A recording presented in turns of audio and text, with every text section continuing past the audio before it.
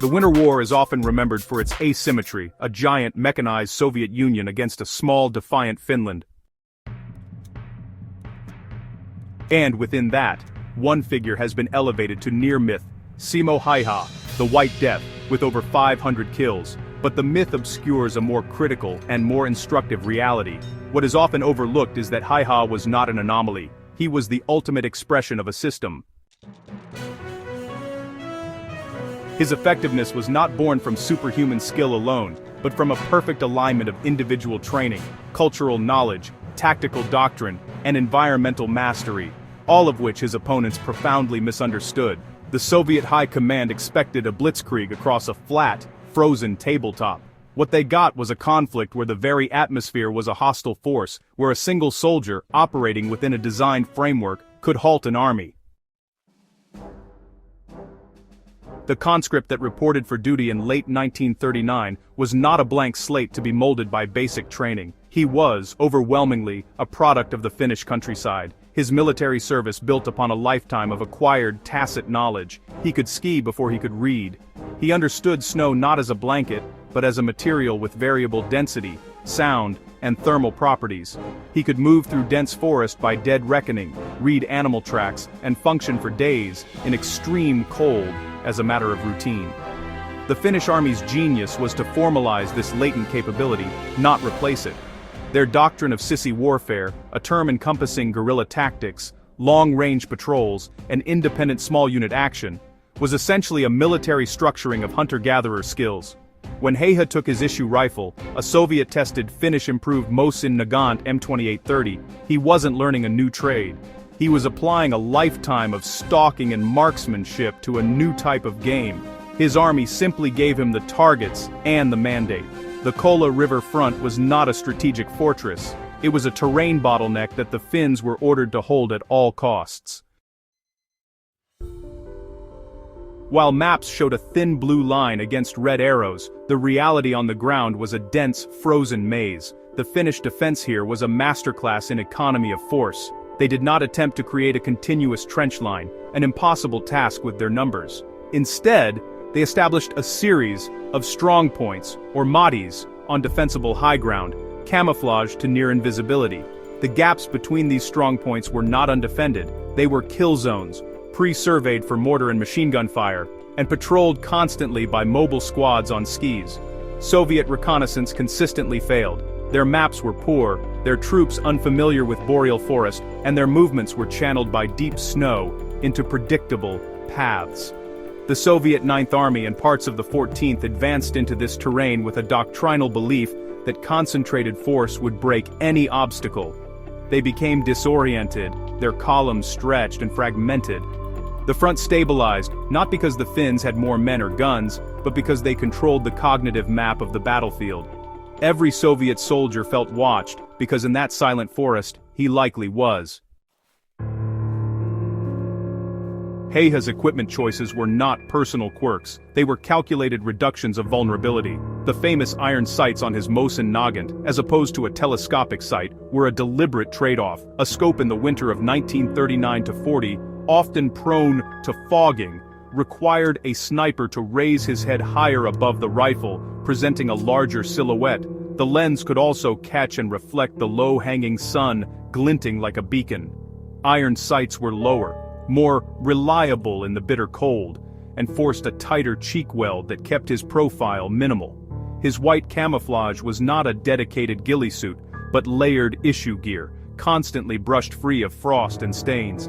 He kept snow in his mouth while on position, a small but critical trick to prevent his breath from condensing into a telltale cloud in the still air. He never fired from the same spot twice in a row. He would often pack down the snow in front of his firing position to prevent a muzzle blast from kicking up a revealing puff of loose powder. Each of these actions was a node in a system of survival. They addressed not just the enemy, but the environment as its own relentless adversary. His legendary confirmed kill count, over 500 in fewer than 100 days, was a byproduct of this systemic efficiency, of eliminating every variable that could lead to detection or a missed shot. The Soviet response to Häyhä, and soldiers like him, reveals a catastrophic failure of tactical adaptation, Initially, Soviet commanders dismissed reports of devastating sniper and ambush fire as exaggerations or the work of hidden fortifications. When the reality became undeniable, their countermeasures were blunt, wasteful, and often counterproductive. They would lay down heavy artillery or mortar barrages on suspected sniper positions, expending vast amounts of ordnance on empty forest. They deployed their own sniper teams, but these were often marksmen trained on ranges, lacking the fieldcraft to operate in the Finnish wilderness. Some were found frozen to death, having never moved from their initial hide. They attempted reconnaissance by force, sending platoon or company-sized units on fruitless sweeps that only provided more targets for the mobile Finnish sissy teams. The most telling failure was in their fundamental disregard for the cold. Soviet troops, often from southern republics, were issued inadequate winter gear. Frostbite casualties outnumbered combat wounds in some units. A soldier focused on the agony of frozen extremities is not a soldier capable of spotting a carefully concealed firing position 80 meters away. The Finns were fighting a war, the Soviets were also fighting the climate, and losing on both fronts. The wound that ended Häyhä's war was a product of statistical inevitability, not a failure on his part. On March 6, 1940, during a massive Soviet assault, an explosive bullet, likely from a specialized counter-sniper weapon or a random hit, struck Häyhä in the lower left jaw, tearing his face apart. He was found by his own men, unconscious and nearly bled out. His survival and long recovery are a separate testament to endurance. But the point is that in a war of attrition, where one side is willing to expend thousands of men and millions of shells, the law of averages catches up with everyone. His wounding coincided with the final collapse of Finnish resistance on the Karelian Isthmus and the imminent signing of the Moscow Peace Treaty. His personal war ended as Finland's strategic position became untenable. The myth often stops with his wounding, but the historical consequence continued. The Soviets had won the war territorially, but at a cost so grotesque, estimates range from 130,000 to over 300,000 casualties against Finnish losses of around 70,000, that it shattered the reputation of the Red Army. This directly influenced Hitler's decision to launch Operation Barbarossa, believing the Soviet military to be, as he reportedly said, a clay colossus with no head. The legacy of the Winter Ghost is found in the doctrines it forced into existence. The shock of the Winter War, and the even more brutal continuation war that followed, reverberated through military thinking. The Soviet Union, despite its Pyrrhic victory, learned hard lessons. They massively improved winter warfare training, developed better camouflage doctrines, and expanded the role of dedicated sniper units as a psychological and tactical force multiplier, a direct reaction to the terror inflicted by men like Häyhä. For the West, Finland's performance became a textbook case on the defensive power of terrain, mobility, and morale. It validated the concept of the skilled individual rifleman in an age of increasing mechanization. For survivalists and students of asymmetric conflict, the takeaways are not about replicating a sniper's shot, but about understanding the hierarchy of needs in a hostile environment, mastery of climate before contact with the enemy, patience over action, and the use of terrain as a force that can be actively weaponized, not just a backdrop for fighting.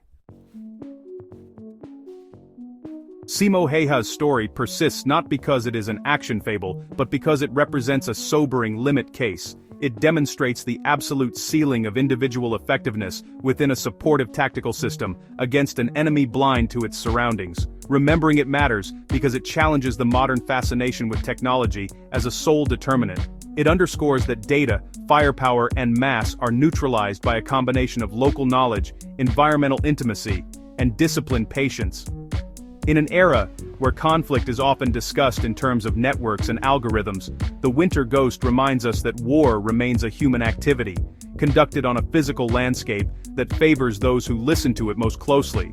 It is a story of applied competence, of how a lifetime of small accumulated skills can, under the right conditions, alter the calculus of an entire army. If you find value in these deep contextual explorations of history, warfare, and human endurance, consider subscribing to War Machiner. Share this video with others who prefer substance over spectacle. Thanks for watching.